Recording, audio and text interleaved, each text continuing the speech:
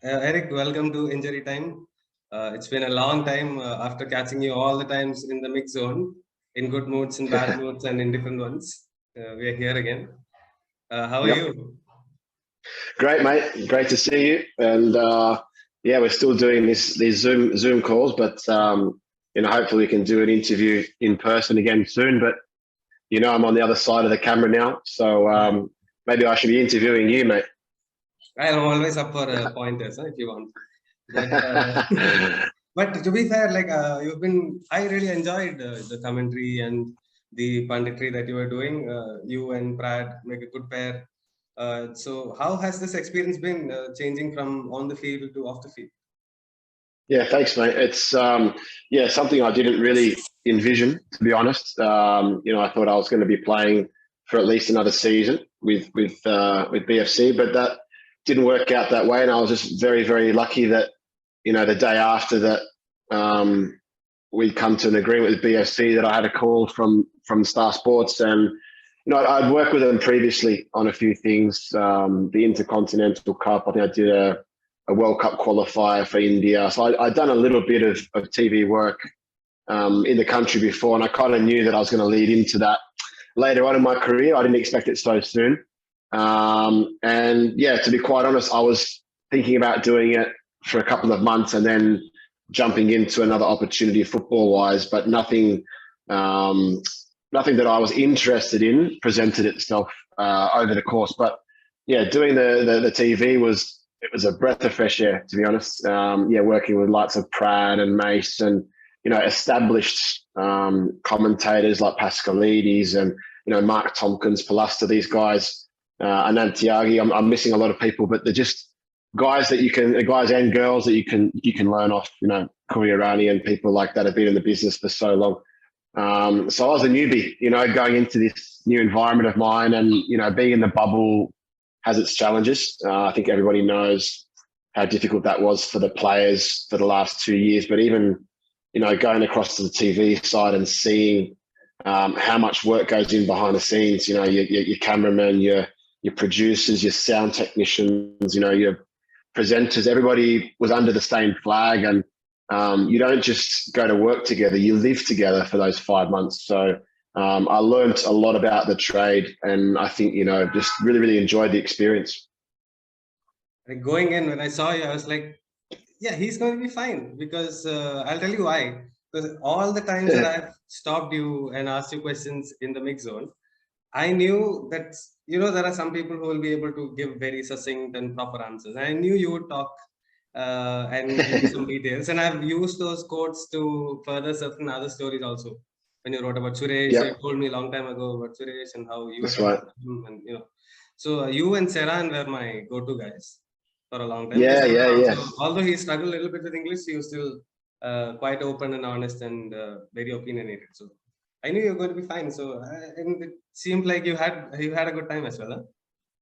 Yeah, it was. I think on the back of thinking of how I made the transition so easy was probably because, number one, I speak English, and that obviously helps a lot of things. Coming into India, everyone obviously the channel is mostly in English. But then, when I look back at my career, I had a lot of media training as a kid. In Australia, we're very lucky that when you come through a football program or you get into a first team environment, it's not just go and kick the ball around. It's all the off the field stuff, nutrition, financial advice, but media training is a massive part of that. But I feel also with media training, you can become very sterile. You can lose your personality. And I can see a lot of that back home when I watch players that get interviewed after games or on the TV, just very, and I'm not saying I have any personality whatsoever, but I think you have to bring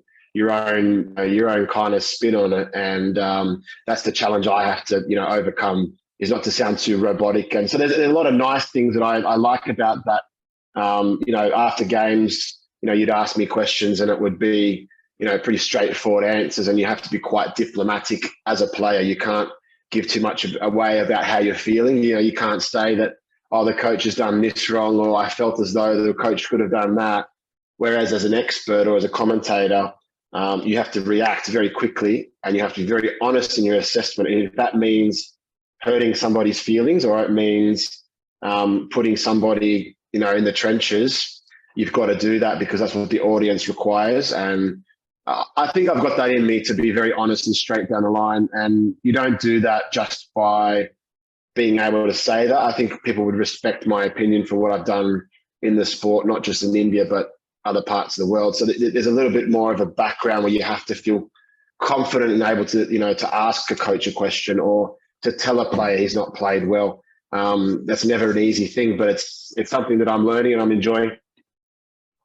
And you're absolutely right. Even as a journalist, when you ask questions, you get these straightforward, cookie-cutter answers. We played well, it didn't work our way, or all these kind of head movements. Yeah. That's the worst because you get nothing out of it, right? So Nothing. If anybody comes and says, we could have played better, at least that is fine. Yeah, but most of the time it's like, we tried, they tried, it's football, it's game. It does not work. The game of two halves. Oh yeah. So all the cliches. You try and steer away from them, to be honest. But the good thing about working with Star Sports and the guys on there, there's always a bit of camaraderie and a bit of banter as well. So we could be talking in the games or doing an analysis, and to make it more interesting, try and put keywords in there that people are asking you to put in just for a bit of banter. And it's not stupid. It's not like irrelevant information, but you've got to keep it fresh. And I think that's the nice thing about learning the trade. It's not, when you're a player, I press the mute button and watch the game from an analytical point of view for my performance, or at halftime or full time. If you're playing, if it's your game, you're never listening to them, because criticism from TV people is either, I'd like to think after being on that side, I respect, what I would say. But as a player, I don't think you can listen to TV people. You can't listen to media. You can't read newspapers. You can't go on Twitter after a game. I think, you only take feedback from your coaches, possibly your family, it's your loved ones, and yourself. When you're not played well or you have played well. And this day and age, we know that social media has such a big impact. And I think people are losing themselves a little bit with how to handle social media and what it actually means in terms of feedback. Because it's not to put a photo on Instagram after you've played well. That's easy for everyone to do. Go and miss a penalty twice in a game and then put a post out and say something. People.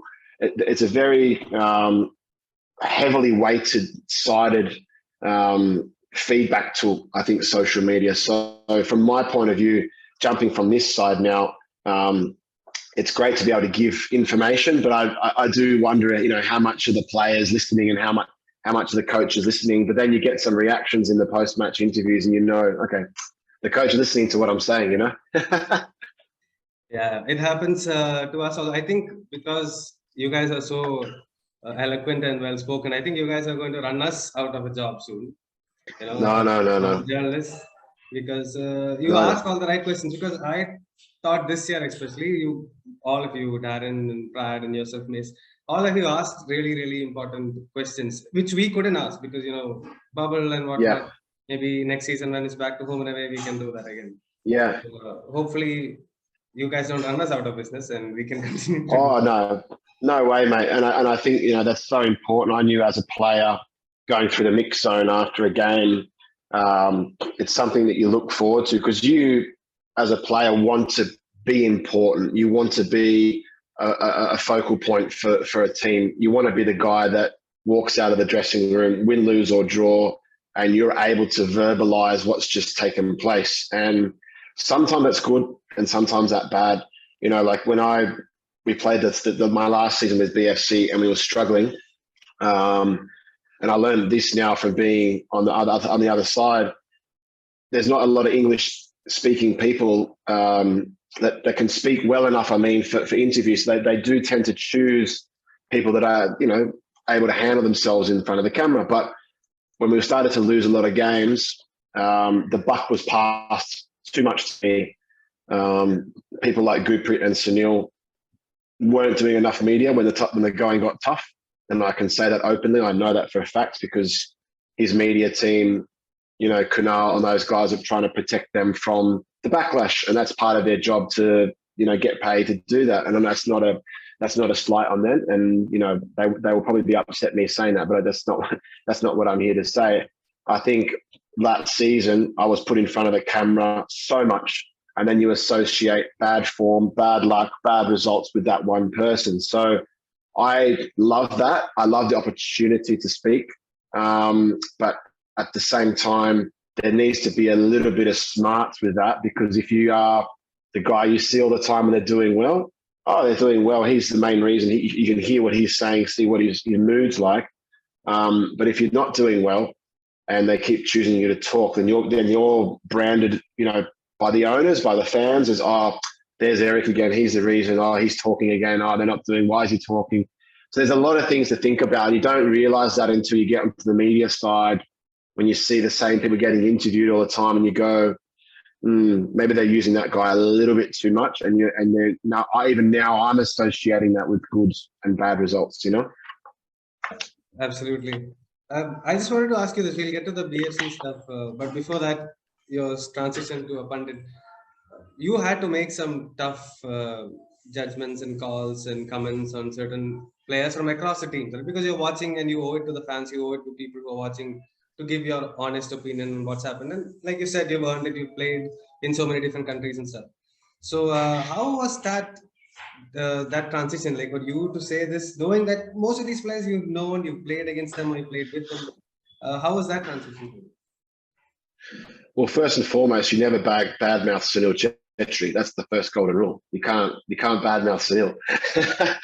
No, but I think I found it very easy to give feedback or criticism to the BFC players, and I know for a fact the club would have taken that as sour grapes from my behalf. But to be honest, it was me being more comfortable knowing that if the players did hear me speak about it or heard me commentate, they would respect it or understand it a little bit more, because I played with them. I know they're better. I know they're more capable of that, or I know that they've done well. And I think if you watch the progression of my commentary and my analysis, I was never really negative about the players. I was never really negative about individuals. I was always quite complimentary, or I was looking at it still from a player's point of view. I'll use Suresh as an example. I know he didn't have a good season. I know that he is capable of more. And why do I think that's the case? Well, I played alongside with him. Me and Dimas certainly brought him into the environment, made him comfortable, and gave him the ball at the right times, communicated to him at the right times. I didn't see that this year. I saw a midfield that was disjointed. I saw a midfield that gave him the ball in the wrong areas, and I saw him playing in a position that he just looks really uncomfortable. And that's just one example. But if Suresh ever listens to this interview, I know he can handle that criticism. He will agree with me because he knows the people he had alongside him and the people he had alongside him this year. But that's also now his challenge to be a more mature footballer and say, why am I not getting the ball in the right positions? Why am I getting caught in possession? Why am I not making more assists and scoring goals? He's got the ability to turn that around and, flip it on that side and go, right, I'll take whatever this is that's going on. I'll find a solution to that. Some players don't have that ability. And they're the ones that if you don't hear commentators talking about, or if you don't hear analysts talking about, you don't care about them, they're not important, or that they haven't got it in them to be a better player. And I hated hearing that as a footballer. Even back home, I had a commentator that used to slam me all the time. It was like, I'd make 100 passes a game. I'd have that Edu Bedia role where I'd, never lose the ball, and we'd kill every team. We won the league twice in a row with Brisbane Roar. But there's one guy that just could never give me a compliment, and it was every time if I made a mistake, it was like bang, straight on me, bang, straight on me. And in the end, I think I approached him, or my dad approached him or something online, and he just said something really quickly back, and it was like, I love Erik as a player. He's one of the best in the league, but I know he can be better, and I know he can handle the criticism, and I want him to be a better player. And when I heard that, it made me feel better. I was like, oh, so it's not a personal attack. And he was also an ex-player talking like that. So it's kind of like, why is he being so harsh on me? But you have to know and pick who you can, who you can't talk about. And with the BFC thing, I think I was more concerned about the direction of the club, given that myself, Wanan, Khabraaaa, and a few others were pushed aside to rebuild. And, that rebuild did not go well the first 10 games. They were on 10 points. They were playing terribly. Sunil out of form. Players out of form. It just looked as though, because I'd been in that environment, I knew what Marco was capable. I knew what the training was like. I knew what ideas he had in his head. I sat in hotel rooms with him for hours looking on the computer for players and trying to help him out. And in the end, football, the way it goes, if you get moved aside, that's fine. But I think I definitely found it easier to talk or criticize about BFC or be complimentary to BFC because I'd been there, done that, knew that people could handle it. And, we never really got any negative feedback. Other teams, other coaches, I think you take it kind of personally if you can see where a club was and where a club is. The ones that are down the bottom, like an East Bengal or Chennai that was struggling, you almost run out of things to say because you're just like, where do they make this improvement? And you maybe see the quality they have on the pitch, and you can't be so negative because there's not much else to say. People that watch football aren't stupid. You can't sugarcoat things. Like if the ball goes out 3 times off a player instead of making a pass, you can't say, "Oh, that's just unlucky." Oh, that's just unlucky. You've got to say what it is, and that's very difficult because as a player, you strategize it and you go, "Why did he do that? Maybe it bounced, or maybe it slipped, and the second time it happens, you're like, no, that can't happen." But as a commentator, you need to just call it how it is every single time. So that was the challenge. So, sticking to this commentary role again, I just wanted to ask about now you've played with a lot of these Indian players. You are now watching a lot of Indian. You've been here for 5 years, 6 years? 5 years, yeah. 5 years. Yeah. So that's a long time for you to get to know the environment. So there's a lot of talk about the second season syndrome. Like someone comes, they do really well. Because you are in India, most likely you'll break into the national team because our talent pool is sort of a revolving sort of a talent pool. And then they lose the form. So from you having played so much and being in clubs and teams, what is this second season syndrome? Can you put your finger on what happened? Yeah. Are you talking about players or coaches or clubs in general, or? Players, but yeah, there are. I mean, you can possibly extend that to coaches and clubs as well in the long run. I just think in football, as we all know, with coaches and players, the more time they're given, generally speaking, they're going to feel more comfortable in their environment. They're going to feel, their ability to perform is better because they're more comfortable in their environment. But then there comes a point where teams and clubs don't have any more room to move. So, for example, this year with FC Goa, I think we saw that, FC Goa is the team that everyone loves to watch. The season before that, BFC, I would say that was us. We maybe got an aging team that definitely needed rejuvenating, no doubt about it. Could it have been handled a different way? Yes. With FC Goa, they will need to, revamp that squad completely. But when it comes to second year syndrome, I think if coaches are given time, it's shown in this league that they're going to be better the next season. I mean, there's talk of, the possibility of Marco not even extending or being kept on for this season. So as much as I was disappointed to leave, and with whatever happened, I'll never know the full truth. But I don't see how that's progression to get rid of a coach in a rebuilding phase who did finish a place higher than before. So you've only got to look at Owen Coyle. You've only got to look at Manolo Marquez as the 2 biggest examples of that. And was Owen Coyle really helping Indian football? Was he really bringing young players to the fore? Was he really changing the way that the game's played here? Probably not, but he played a way that got results. He knows how to coach players.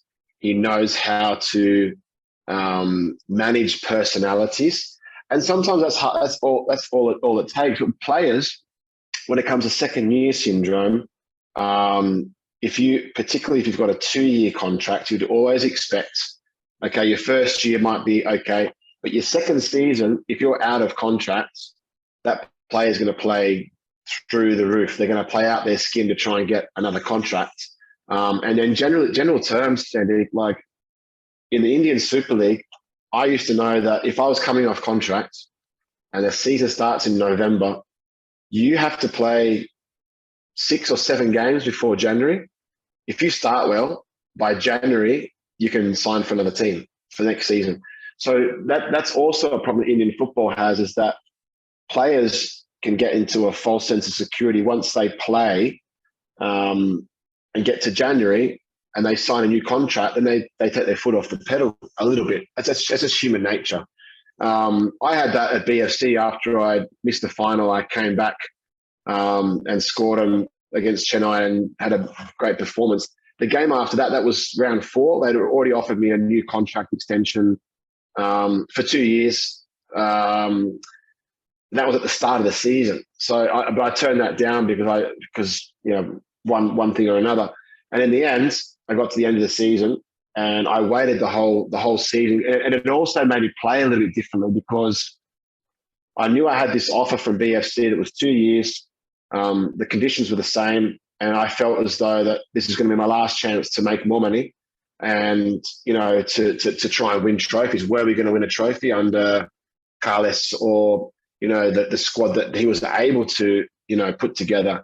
And that season, when we finished 3rd and we lost to ATK in the semi-final, he worked absolute miracles to get us to that semi-final. We had no right. We played without a striker for so long. We hardly scored any goals. We kept a lot of clean sheets, and defensively we were great. So I'm getting off topic now, but I mean, in terms of players, it's really nice to see players that back themselves. Players that are playing well will know I'm going to get signed at the end of the year by someone. There's talks, there's offers, there's this, there's that. The ones that can hold their nerve and push that aside and get to the end of the season and then make that decision, but you risk doing your ACL. You risk breaking your leg, and then what happens? You don't have a contract, you don't get paid, and you maybe don't play again. So it's a very fine line, but second year syndrome, I don't think happens a lot with players, but certainly with coaches. And I'd love to see, when promotion relegation comes in, it's a different ball game. But right now, if you're a club that's finishing last, anything below 7th, you could probably say that you need to rebuild unless they've had a strong finish to the season. But the teams like BFC, now they're going to go with Carlos Pena at FC Goa. It's going to be a very interesting appointment. Will they give him time? A very young coach. But I'd hate to see BFC just, again, from the ownership and the leadership of the club, just knee-jerking into saying, well, it didn't work out the way we wanted, but they've blown up the whole squad. They've signed players with that manager, and it hasn't happened. But if it does happen, I'll be very disappointed because you need to give someone like him another year. And you've got so many young players in there that have had a good season. Can they now do it in front of fans? Can they now do it knowing that I'm an ISL player like Roshan, Parag, Bhutia, all these young players that are coming through? They'll also get a boost from that. Even the foreigners will get a boost. Ramirez, steady away number 6, but in the second year, he'll feel so comfortable and also playing at Kantirava. It's like, man, what a boost. So I think it's only going to be more positive, particularly for BFC. Everyone had that second year syndrome and see where it takes them. And then look at the Indian players again. You've been here 5. The off season is longer than the season sometimes. How difficult is it for anybody to maintain levels, to improve levels? Even foreigners like you come here, you play for 5 months, and then I've seen videos of you training back in Australia and stuff, but still, if you're not playing with the team, it doesn't really help anybody, right? It's torture, absolutely torture, Sandeep. So like for me personally, I'm always a very honest guy with my work. And, you know, for those 4 seasons I played at BFC, the first year I think we had 8 weeks off and came back for the AFC Cup. That was great. The second year, I'm pretty sure we had another AFC Cup in that pre-season, which allowed us to come back after a couple of months, which wasn't too bad. The third and the fourth season, sure, the third season we had, we had something like 5 or 6 months off, and then last year with COVID, the year before, sorry, it was 7 months. And players, and I've heard coaches come out in the media talking about this. Players in general, you need to be playing for 10 months of the year. When I was playing in Scotland as when I first started my career when I was 20, 19 and 20 when across there, playing 45 games a year. You're playing Saturday, Tuesday. You're not training a lot, but you're training every day. You play 45 games a year, man. So in the space of 3 or 4 years, you're playing 120, 150 games in your career. Some of these boys in the ISL won't get to 150 games in their whole ISL career. So the league itself has identified this. It doesn't seem as though they're going to extend or expand this year, which is disappointing. But I understand the challenges in the country with timings with the rain and the cricket and all that. I understand that. But to go back to your point, if exactly what you said, if you're not playing with a team, you're not getting better. So as players that are not in the national team, and that's great that Igor's picked 41 people to go and train. Great. What about the other 150 players they've got? These guys are sitting, running on roads, training on artificial, or doing nothing, sitting on the beach and doing the wrong things. But that's where, been speaking with Pratt a lot about this, is to try and, engage in getting into the market in terms of doing some sort of training for these players, like getting in some sort of academy for off season, or at least just before you start in pre-season, to come in and do a bit of work. Because I personally would train way too much when I was back home. And even that still wasn't enough, because in the end, I look at it as a failure, because the season we had, when that was my last season during COVID, it reflected that I wasn't good enough. But I know how hard I worked in those 7 months. I mean, I was paying a personal trainer for training me 4 days a week. That was, 2 in the gym, 2 on the pitch. I was doing F45, which is a functional, workout. I was going for long distance runs. I was doing sprint training. I was doing, every day of the week I could be doing a session. And I would actually periodize it where, I'd learn a bit of sports science in my time. I knew I was going to have, at least 5 months off. I didn't expect 7. And, for 6, I'd do 6-week blocks, and it would be Monday to Friday, and you write the schedule, what you have to do. This. It's a hard week. It's an easy week. It's going to be a hard week, whatever. And then to keep it fresh, this is where people go wrong as well. You need time off. So you're going to train for 4 to 6 weeks where you're committed, and you're not going out on the drink every day. Maybe you do that once a week or something, just to try and freshen yourself up. But every 4 to 6 weeks, you've got to take 5 or 6 days off and just do nothing and get your head away from it. Because then you were training on the pitch by yourself or with a team, which is also very difficult contractually to actually train with a team. So I literally come back to pre-season. I'm talking foreigners more so than the Indian boys. And what I noticed the difference between that was the foreign boys would come back overweight or out of touch and haven't really tried to better themselves as footballers. That's changed now. You look at guys like Bardo Bekche, still playing at his age. Thierry always somehow comes back and never looks like he's out of shape. But the foreigners, like in my experience, would do the bare minimum, absolute bare minimum. Say they were at 11% body fat, they'd come back at 15, and eventually get it down to 12 before the season started, and then maybe get down to 11. But the Indian boys, to be fair to the Indian boys, I think one or two would come back out of shape, and they were most of the guys who weren't playing regularly. And when you're not playing regularly, you've got to work harder in off season, man. You've got to go and do extra. But the Indian boys, when I noticed, had more overuse injuries because they didn't have the real facilities to train. I'll use Rahul Beke and Nishu Kumar as examples. And you've got, Nishu Kumar, part of the reason why he hasn't played the last couple of years is because he did too much training in an off-season and had an overuse injury. And the same with Rahul Beke, one off-season, just doing too many road runs and came back with problems. Gurpreet Singh Sandhu came to Australia, was training with me all the time, going and doing too much in the gym, and he hurt his knee, came back undercooked for pre-season. So there's an education thing for the Indian boys. There's a base level fitness that obviously, without being disrespectful, the foreigners are going to have a higher level because there's more open spaces to move around. That's just the way it is.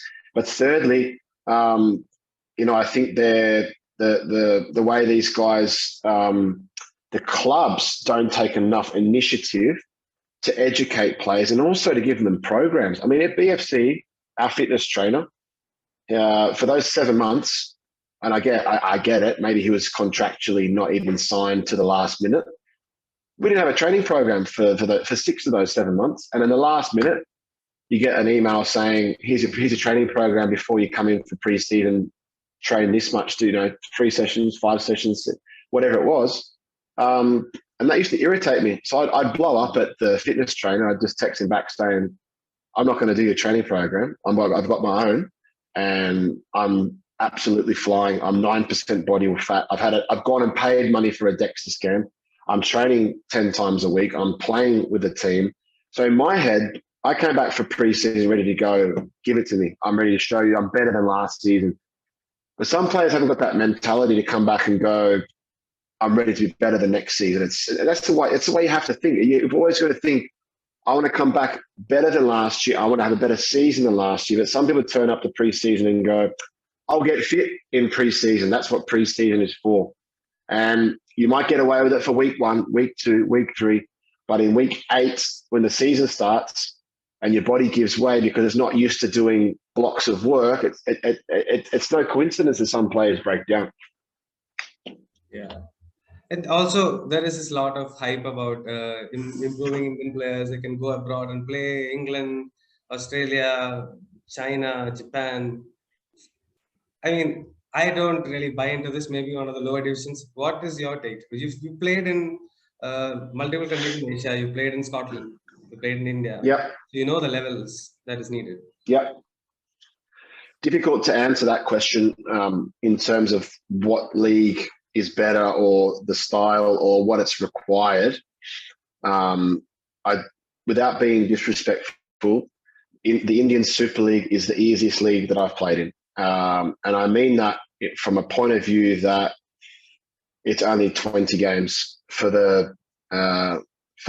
three out of the 4 seasons I played. It was 18 games. And as a footballer, literally, you probably get going around 6 or 7. You start to go, I'm not worrying about the clock anymore. I don't have to think about 90 minutes. When you get to round 10 or 11, you're in. It's just like, I feel like this is what I've always done my whole life. I don't have to think about anything. Then you might have a little dip, 17, 18, 19th round. And then you might need a bit more of a rest then to pick yourself up. That's why you do pre-season like this. You just don't do pre-season here and go like that and try and start. You always go up and down in pre-season and the off-season, because in the season, it's impossible to go like that, playing 90 minutes every week. You're going to be like this. So the ups and downs of Indian football, there's just not enough time to do that. So, at some point, there needs to become, something done with periodization in terms of pre-season for teams. And I think that's why I was really disappointed with the way that, BFC approached it that year with COVID, because it was just not about turning up, putting 4 weeks in or 6 weeks in. We only had 3 weeks, mind you, that season. Can you imagine having 7 months off without a training program and 3 weeks to start a season? You might get someone that goes like that, and in round 7, unbelievable game, man of the match, what a performance. Round 8, he's great again. Round 9, boom, 10, he's injured, he's out for the season. So there's not that thought process yet in the country, and that's why we talk about bringing foreign coaches, but you don't need to bring foreign coaches to do that. You don't need to bring foreign, because at BFC, that was a foreign fitness trainer that had no real experience in terms of, he'd been there for a couple of years, but he's a younger guy and whatever else. But in terms of going to other countries as a foreigner, I'll use China as an example. If you don't get results, you're out. If you don't play well, you're out. And you take that risk as a foreigner. So you're going there as a 3+1. Maybe I'm the +1 player in the team. And, if you're not performing or the team's doing poorly, at the next break in the window, you're out. They'll do something to get you out, or they'll pay you out, or they will make you train with alone or put you in the second team. And it's happened to me on more than one occasion in my career. So to play in a place in other countries in Asia, it's more cutthroat. And I think the respect level for the foreigners is a lot less. In India, everyone seems to be a bit more team orientated, and you're a teammate and you're this. That's why it makes me upset when I see people like Jonatas, blowing up and doing what he did. Or I see people like, a Krasniki coming across and, being the attitude that he had, thinking he was, God's greatest gift. You can't come to India and think you like that. You have to come with an approach that I'm here to help the team. Yes, I don't have to feel the pressure of being any better than any other player. But if you don't give 100%, if you don't adapt, or if you don't at least, integrate with the squad, then you're not going to be liked and you're not going to be respected. And there's too many foreigners that have come maybe to India thinking, I'm in China, I'm in Thailand, I'm in South Korea, and I have to be away from you guys because eventually you're going to stuff me over. And when we don't get results, you're going to blame me. There's a very big, it's a bit standoffish. But what they don't realize is that in India, you don't have that. You don't have that standoffish relationship. You're very much together with the boys. Everyone's welcoming here. And I really feel the Indian players listen. But I think what they liked even more about me when I played is that I listened to them. If they were giving me feedback or telling me, hey, bust your ass to be there, I'd be like, you're right, I should have been there. Sorry. Like there's a big give and take. In other countries, you just don't have that. In Australia, it's different. I'm not a foreigner there. It's just it's a lot more physical. It's more demanding. Travel's more demanding. In Scotland, it's ruthless in terms of results. You could play your worst game of the season and score a header in the 90th minute, win the game. Best player on the pitch. The same performance the week after, and you lose. You're the worst player on the pitch. So, it's results based. Until this country and Australia, to be quite honest, until they get this promotion relegation, we won't see a real hunger. You won't see a real desire for players to push themselves so much because they know they're going to have a contract next season and they're going to earn the same money or if not more. And the players I'm talking about that are getting recycled about the league and the teams down the bottom, they're players that shouldn't be playing. But that's such as the nature of the league at the moment. Now we finally get a little bit about BFC. Yeah. You've been here 4 or 5 years. I've seen you around in coffee shops. I know you chose to live by yourself. You didn't take the club's accommodation because you wanted to experience the culture. You really immersed yourself in Bangalore in that sense. You had your own favorite, tender coconut water guy. Kumar, yeah. So you still keep in touch with him? I did when I actually came back to Bangalore. It was probably about September last year, and I went looking for him, but he'd gone home for a couple of days, and I was gutted I didn't see him because Yeah, they're the ones that you build relationships with. And yeah, was that the question? I just want to start talking.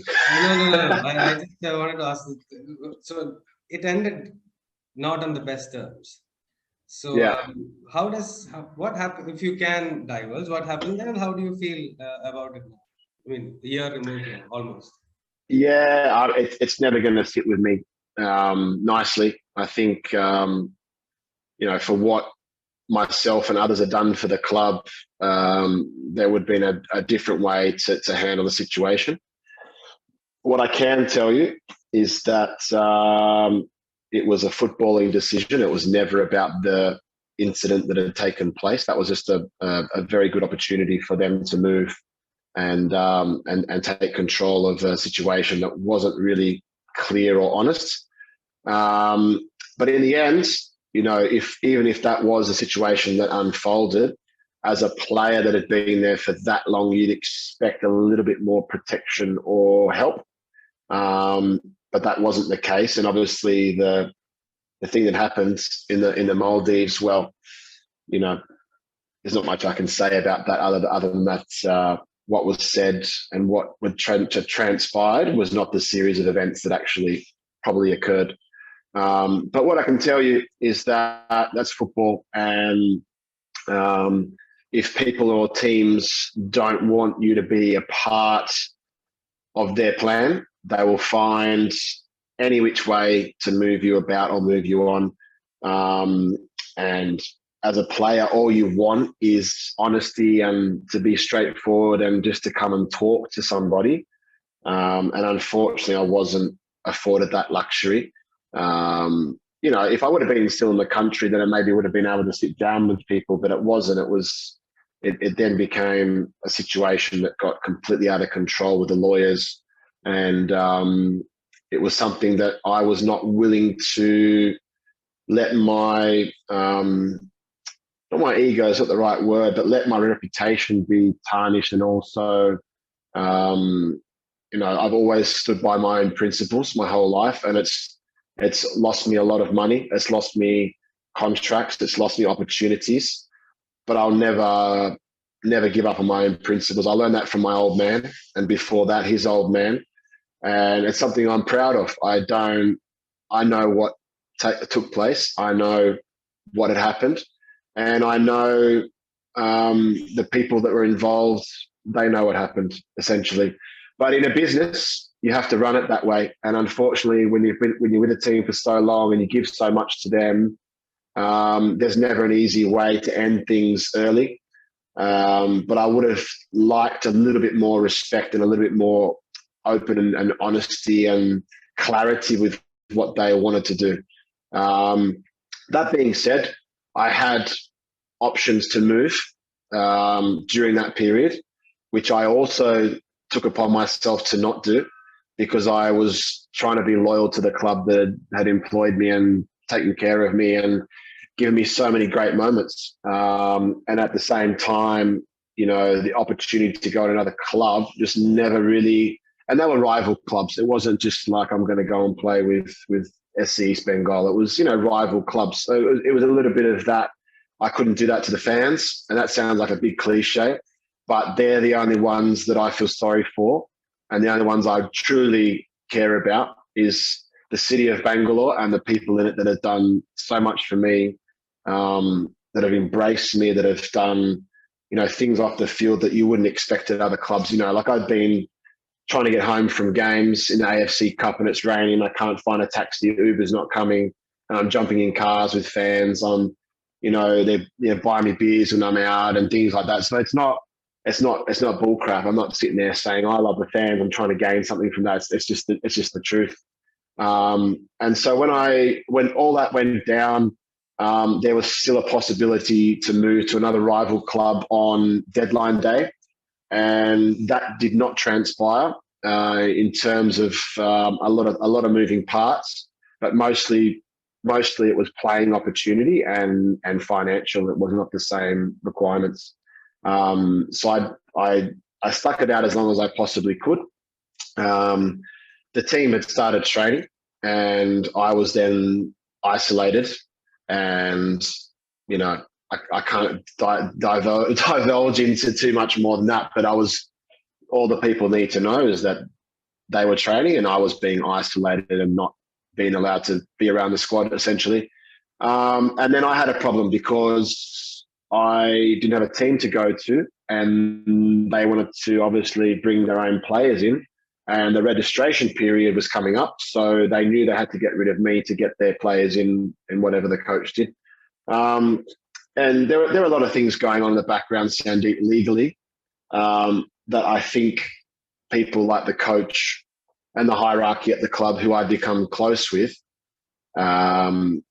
were not being able, I was not in contact with them for 5 or 6 months while this was going on. That was the most disappointing thing. And there are people that I'll never shake hands with again, which makes me, emotional talking about that or saying that. But I won't give them the time of day because there was a way to do things, and I get it legally and all that. They probably couldn't have. And then only really tried to make an effort after I'd agreed terms, whatever it was, to move on. And I didn't really speak to them then either. So it obviously hit a really strong chord with me how it ended. And then the problem became that I was isolated so much and treated with the way I was treated so much that I was not going to make it till January to find another club, and they were not willing to give me the time. So we came to an agreement to move on. Unfortunately, that meant that I was stuck between September and January. So you're talking 3 or 4 months. I've got to be training again, looking for another team. Who's going to be looking in India at that point in time? Because in January, if you're a bottom dweller, you've got 6 games left. And a player who's not played for so long and who's my age, it's very, very difficult to find a club. And then what happened was really, really nice. It was, a tough parting of ways. And then literally the next day, the TV company called me and said, you need to come and work with us. We need to get you long term. Laid out the carpet, and I never looked back. But then I still went into that bubble thinking I was going to move in January. So I was training, every day. And then it just became more difficult to travel every day and train myself. And the more I got involved with TV, the more I liked it. I had an option. I had 3 options to move in January to other countries, India. I didn't take it. I thought that was the wrong way to go. And obviously my levels have gone down to a level I'm not used to, and I'm okay with that. I'm turning 36 in a couple of weeks, and I know that my best years are beyond me.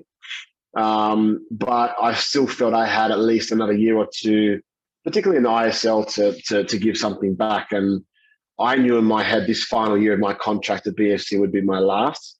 And I look at it as, their loss. I don't look at it as anything else. It's their loss that I didn't play. It was their loss that One didn't play. It was their loss that Khabraaaa didn't play. Those 2 players played in the final against each other. And BFC, did they do any better? Possibly, but they also had a coach that was there the full season. Regardless, we had a coach that was there 11 games last year with Carlos, and then they brought in Musa and Javi, who weren't ready for the job. So it's difficult, mate. It's always going to sit with me pretty uncomfortably.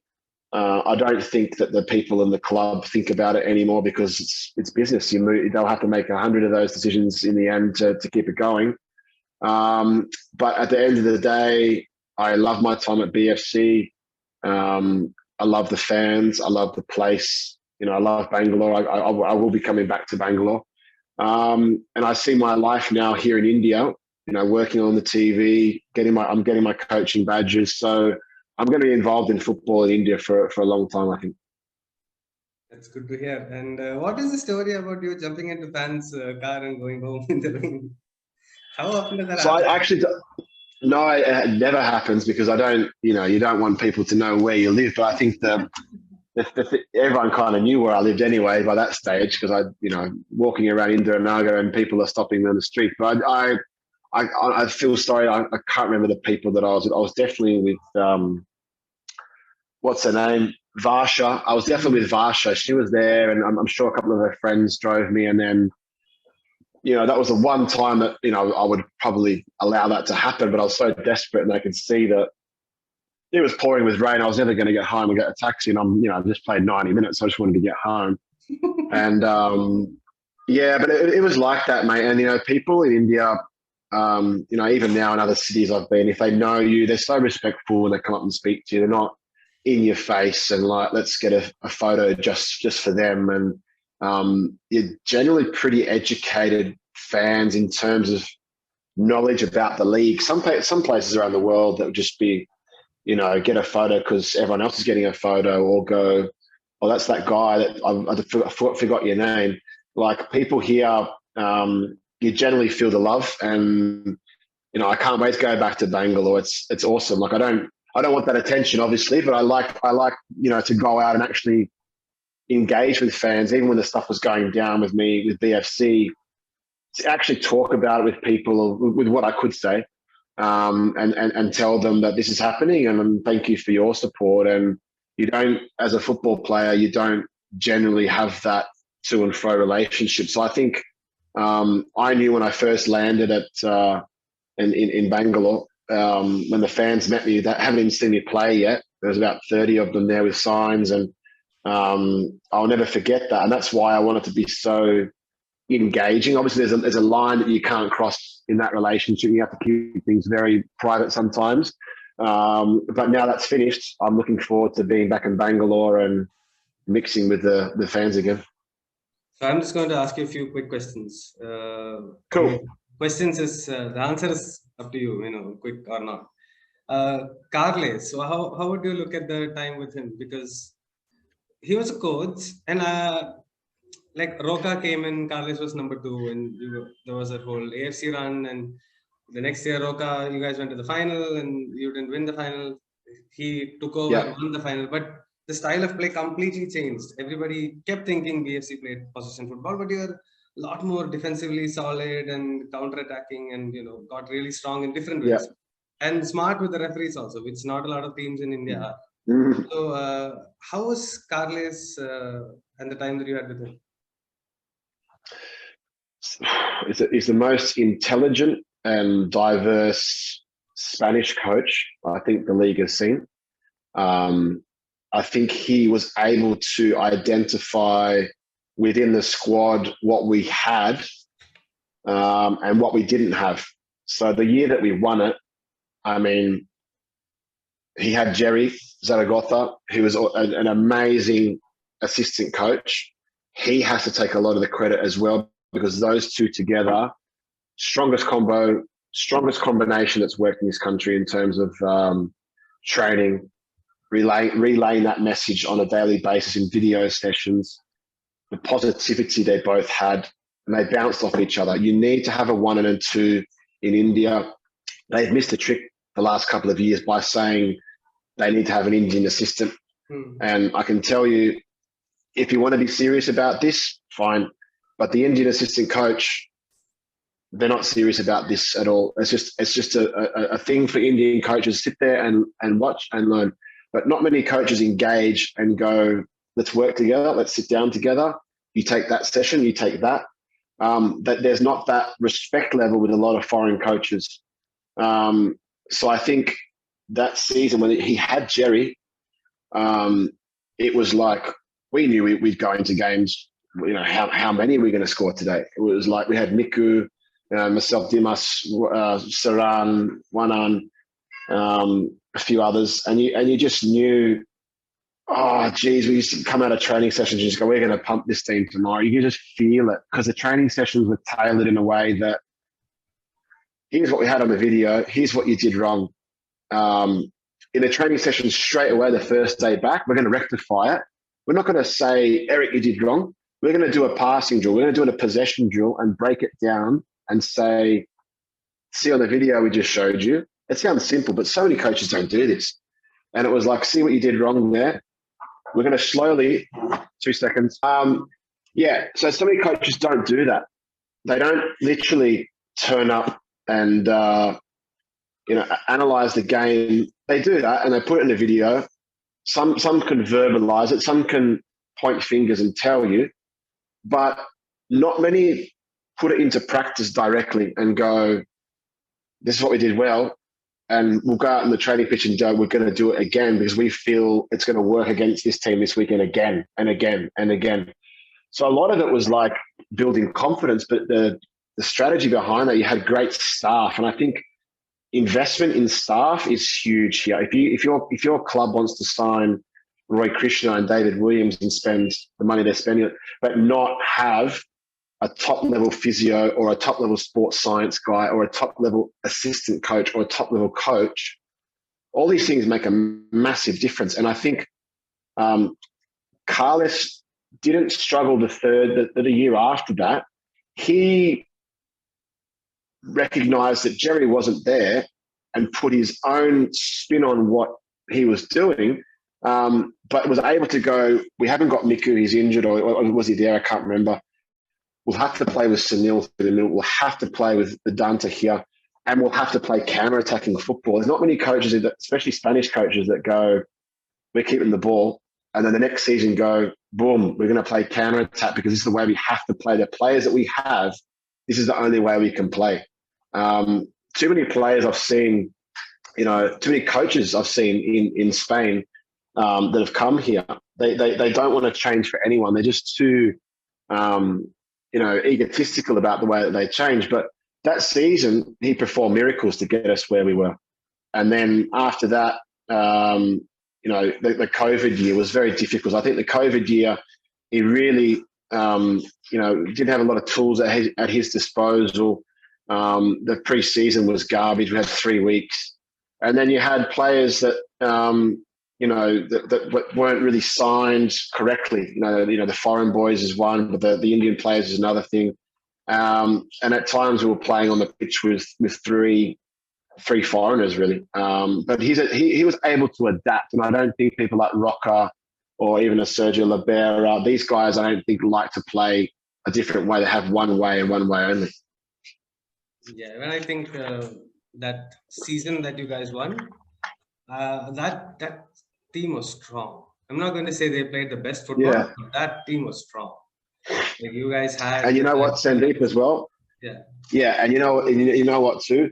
They also identified when people like myself, I got injured and missed the final. He straight away, Carlos, he signed Alex for the last month and a half of the season, knowing that I need someone in there to just do a simple job and get someone in now. BFC in recent years have taken too long to manage a situation or pay someone to leave, or the whole situation with Christian Opsted and Deshaun Brown, absolute shambles. They got rid of the wrong one, and in the end we were stuck with somebody that wasn't ready for the level or couldn't perform for whatever reason, and then just decided to go, oh well, the season is done. We'll put the kids in. We'll let Musa take the team, and we'll play 4-4-2 and just let Vedanta find his form. It wasn't even a thought process then. It was just kind of like, wash our hands of it. We've got to think about rebuilding. But the adaptation for you watch around the league, especially the teams that want to spend the money, it's a quick decision. It's like he's injured out for the season, bang, new foreigners in or new players in, guy on loan who's not playing. I think BFC's decision making became very lackadaisical in the last couple of years, but they don't want to spend the money. Who's the best player that you played with? You can say one outside India and one in India, but the Indian one was the one. Hey, foreign Indian as well.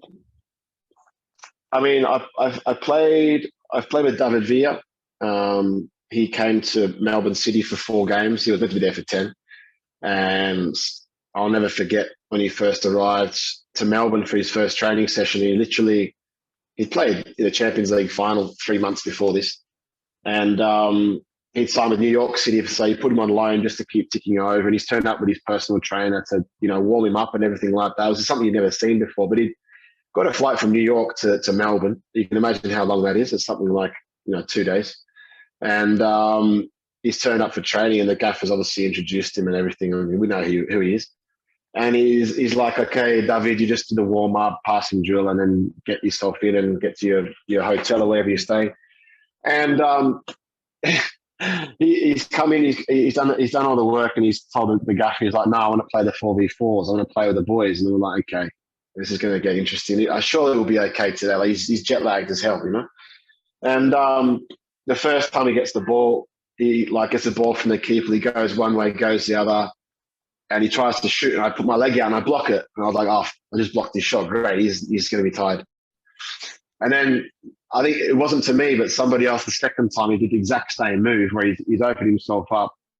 He's gone to shoot, and then the guys sucked him in. And David Villa's like it was a goal that I'd never seen before. It was just kind of like a reverse whip over the top of the goalkeeper. You know, in 4v4s they're so small, right? And this goalkeeper was tall, but somehow he whipped this ball up and over the goalkeeper, and the goalkeeper didn't even see it. He just kind of like looked at it. And we've all just turned around and just gone, oh, my God. And it was not that he was brilliant all the time, but it was just his timing, his weight of the pass, the simple things done every single time. And then he produced some sort of technique that we didn't have, that it was just, you try and do that technique and you might hit the ground or might hit the kick. Every time it was like, boom, top bin, top side netting. And that's what you get at the top level. You get those players that you have to shake your head, and that's why you know that at the top level. But in India, I mean, Miku was special.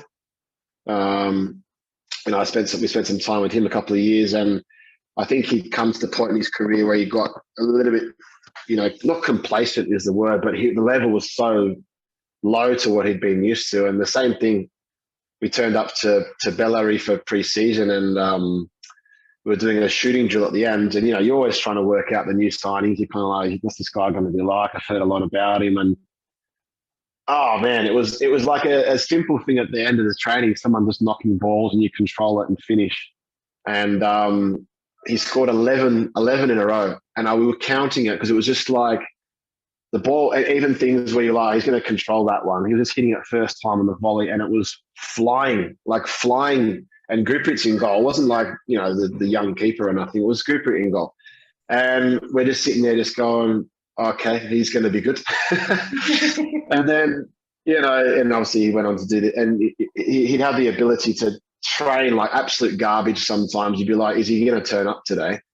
And then he'd get the ball and just dribble from the halfway line and somehow score a goal and take it around the keeper. And he had that ability to turn it on. And I don't think there's many. Something very South American about him, no? The way he moves. Yeah, very South American, very arrogant, Lazy. very lazy at times. He was lazy, but then, the coaches also had that debate, Jerry and Carles, about, sometimes he looked like he was doing nothing. But if you watch Messi for the first 5 or 10 minutes, he doesn't do anything either. He's napping, Yeah.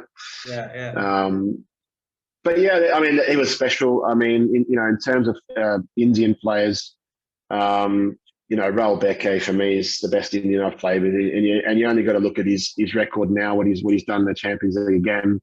He scored in a Super Cup final. He scored in an ISL final. He's now the first Indian to score, and in the Champions League. And you just watch the way he's very graceful, and he's got a body that it looks as though it hasn't been built here. And that's not being disrespectful, but you can see he has a lot of muscle issues, but just the way he controls and glides with the ball, it's something you can't even be taught, I don't think. He just has an ability, confidence that you don't expect when you see him receive the ball. You go, I'm going to go and close him down. I'm going to get the ball. And then he somehow gets the ball. So as a defender, I don't think there's better than him in the country. You can talk about the big brutes, that centre halves that are coming through, like, your Homi Palms and, your Sana Singhs and all these guys. But for me, Raul Beke, hands down, because he produces in the big moments. He scores goals, and that's what people remember. And the other one obviously is the captain. And even his little blip there, he still showed enough class to do what he's doing. But he needs to be now managed, and I mean that with respect, by the next manager or Marco. They need to manage him in terms of playing in a system or a position that's suitable for him. You can't expect him to play out on the left and dribble people with pace at his age. Yeah. So What about Khabraaaa? He's a character. Yeah, he is. I love him. He's one of the best teammates I've ever played with because when it's time to work, it's time to work. And when it's time to, put music on the bus and dance around like an idiot, he's the first one to do it. But his passion is what you need, and there's not enough of that in India. There's not enough people that will grab someone at training and want to not fight people, but it's borderline that with Khabraaaa, you know that. And he's a winner. He's a fighter. If you ask about putting someone in your five-a-side team, you want him because he'll fight someone for you. He'll push to the last second. He'll body just fully exerted every single session, and then doing extra, and then going to the gym, and then doing all the right things off the pitch, and then in the games, he's got the ability to be vocal too and scream at people and intimidate people and get under the skin of other people. And he's obviously got that little bit of looseness in his game too, where he can lose his head. He did it once this year, got lucky. But in terms, and I was just so happy to see him move from a situation that was also not suitable to a team that he, thrived in, and in the end dragged forward. He wasn't a guy that just turned up and was ending his career. Khabraa's got, 3 or 4 years left in him. I think before you came here, I don't know if you know this, Khabraaaa used to be the captain in East Bengal when they were in the I League, and he played for Chennai, and he was a center midfielder. Tough tackling. You were scared. If you were playing against Khabraaaa, he's not going to give you a second. And then later on, he moved on to the right side and became right back or wing back or whatever. I miss the old Khabraaaa. I mean, where, I think, he obviously played a few games in the middle of the park, and he does a job for just so long. But I think when you're, even with Raul Becker, you can see that when he's moved all the time from the middle to the right, to the middle to the right, even to the left, it throws you around, thinking about your position. He's got an engine and he's got a tackle. But I think his best position is at right back, and he knows that too. And he's a marvelous crosser of the ball. He can cross a ball. Yeah. So you mentioned five-a-side team. That was a question I had written down. Which is your five-a-side team from your time in India? People you played with, people who you didn't play with, five-a-side team if you have to make one. And you can choose whether you put yourself in it or not, okay? Because I'm giving you that option. So I suggest you put it. I can't put myself in that. He didn't play for long, but John Johnson for me. He was another byproduct of some unfairness with what happened, but he took the opportunity to move and to better himself. And he'd already been in the country 5 years when I arrived and established himself as the best defender. If it was five-a-side, I'd put him in because I don't know if he could run anymore. So I'd put Jono in there, and I'd obviously, could have Guprit in goals. There's no question about that. That's two. What formation am I going to play? 2-2-1 or is 5 plus a keeper, or is it just 5 with the keeper? Let's go 5 plus the keeper. Okay, there we go. So Guprit's in goals. So at the back, I'd obviously put Jono. I don't think I'd go past someone like a one-arm, just because they're, two guys I play with, and those two together were unstoppable when they were together. I mean, the hug that you had with Yonan after he won the title, such a nice moment, I have to say. I saw it and I was like, this is a nice moment. Yeah, it was nice. Prad got a good photo, and it's unlike him. He usually takes really bad photos. I'm trying to think in the middle of the park here. I mean, I'll go further up. Sunil's obviously in there. He's a guy that you want in a five-a-side. He never loses games. He's hungry all the way through to the end. Miku's obviously going to be in there. Someone like a Stewart, again, killed the league this year. Will he be back next year? Can he do it again? All those sorts of questions. But you need a creative player. I'd probably put him in. And you need a midfielder. So Yeah, difficult one because in a five-a-side, you're not going to put another holding midfielder in if you've got two defenders, are you? So I'd probably put someone like a Tupper in. I like him. I like the way he moves, and you know, he's got that ability to arrive late and unnoticed. And you know, for me, he's a special talent. I think he's done the right thing staying at the club, at his club. I think it's the right move. I'm sure he would have had more money to go to other clubs, and he's made a very smart decision there. So that'd be probably my 5 or 6. I like the fact that he stayed because I feel like there has to be some talismanic players in clubs, which we don't have all that much. If you look at it, like you look at Sunil as Mr. BFC, but beyond that, Thapa is the guy who is Mr. Chennai. The rest of the he is. we have to see. Yeah, I don't know him that well. I don't know him at all. I don't imagine him as being a vocal leader, but he definitely leads by example. You watch some of his performances, and he runs when you don't expect him to run, and the players feed off that. I've played under many captains that don't speak, but you watch them on the pitch and you go, oh man, he's going, I got to go. He's pushing to the last minute, I've got to go. And they're not doing it for show. That's just their energy. And sometimes you've got to match that energy. This is the last one. You have to tell me the funniest thing that has happened to you on a football field. Because you've heard some funny stuff. Yeah. Like Khabraaaa, you know what? Khabraaaa is playing against a Brazilian player. I think it was a derby game, Mohun Bagan East Bengal, I think. And they said, Khabraaaa, you have to take care of this guy. So he didn't know what to speak to him. That guy didn't know English, So Khabraaaa, I think, went and did this. I'm going to break you. I'm sure he escaped suspension. Yeah.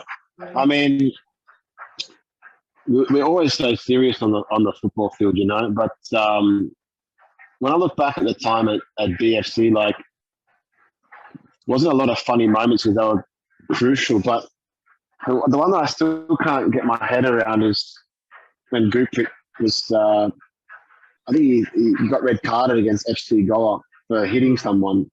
And if I would have been a neutral, I would have laughed at that because I didn't at the time. I had to run for the next 65 minutes with 10 men. And but I remember that happening and just going, well, what went through your mind there? I think he picked the ball up. Was it Coro or was it what's the other bloke's name? The Spanish boy that was there. Lanzarote. Yeah. And it was a nothing thing where he just kind of got bumped, and I think he went to hit him, and the ref sent him off. And I was just kind of like that was my second game or third game in India, I think it was, and I was like, what is going on here? Goalkeepers are hitting players and getting red cards, and that for me that was a pretty funny moment. But nothing else really stood out, mate. We were pretty serious. I'm sure you guys talk to each other, right? Your opponents during the game, wherever you want to be playing. In Scotland, I'm sure in Scotland especially you'll be talking a lot. I'm sure. So that's got to be some really funny stuff there. That's what I generally look at, because you don't have that level of banter in Asia in general. It's so serious. It's a lot at stake. I've been in teams in Scotland where you've got to pass a coin in the 90 minutes. You've got to run with the coin in your hand, and you have to accept it if you receive the coin, and you play with the coin in your hand. And at the end of the game, if you're stuck with the coin, you've got to buy the first round of drinks for everyone at the pub. So literally, you're at the 90th minutes, but you're winning 2 or 3-0, and you're running away from people who's not sure who's got it. So you're trying to stay away from your own teammates. You see someone come close to you, you start running away. So I thought that was a brilliant one. But you'd only do that if you knew, like, you're flying or you're doing well, and you wouldn't do that if it was a big game, obviously. So that was quite fun. I mean, the camaraderie in the dressing room, they talk about the dressing room, very toxic in the UK, it must be said.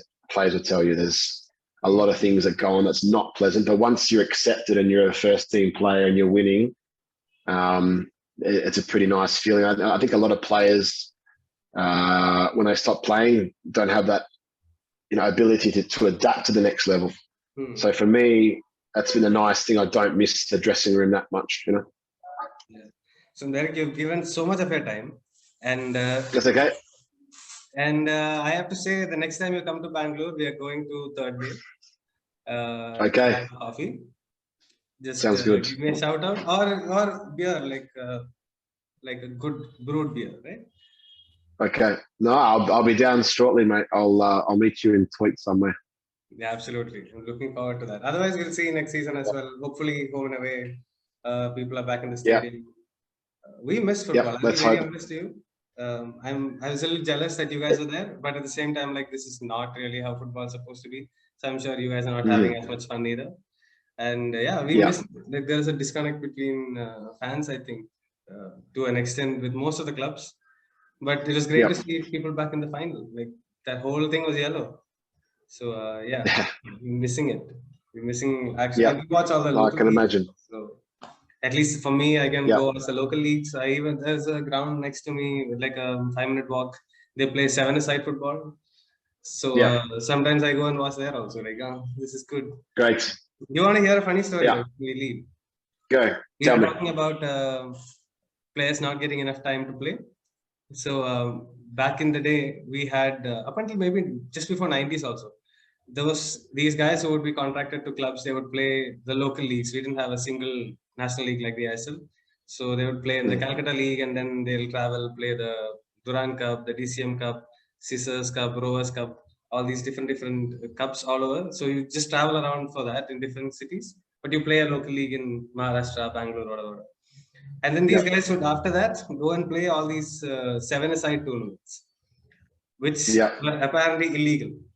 So All right. they would play all these things, and they had a black book which had 50 pages, I think. So after every match, they would get a stamp. So you can't play more than these many. So you have to manage the player also. How many tournaments have you Right. played? And then he'll go and play in these local legal tournaments, and without telling the clubs, because if you tell the clubs, you'll be fined, you're injured. There's no, Yeah. help from that side. But they'll go and play on these things also. So they had Brilliant. so much game time, although the level was not great because our coaching was a little behind, I would think. I just hope that right now, if that was the case, it would have been amazing. But with photos and everything, there's no chance anybody can play all these smaller leagues. But those are interesting ones. Yeah, I'm sure I heard Musa talk about this. There was a book they had to get Yes. stamped or something, Yeah, right? he So was that's in really that. interesting. He was playing, 60, 70 games a year, and you just like can't get your head around it. How players now are playing 20 games a season. It's not enough football, but they'll get there. They just need to figure out a better schedule, and obviously, I don't think the answer to playing each other 3 or 4 times is very exciting as well. So they'll come up with something. Yeah, Musa had a funny incident also in Kerala. I think he was playing for the national team somewhere, and Kerala fans had broken through the stands. So the stands was full, and they were sitting outside the what do you call the boards, right? Hoardings. They all came and sat there. So the teams went in, but the opponent said it's fine, we can play because it was a security risk and stuff. So Musa had the long throw, right? So every time Yeah, that's right. he had to clean the ball. So Kerala, they wear the dhoti, right? The thing at the bottom, you wear the dhoti, and someone would remove the dhoti and give it to him so that he can wipe the ball. He used to wipe Brilliant. the ball. So back those That's days, so good. Yeah.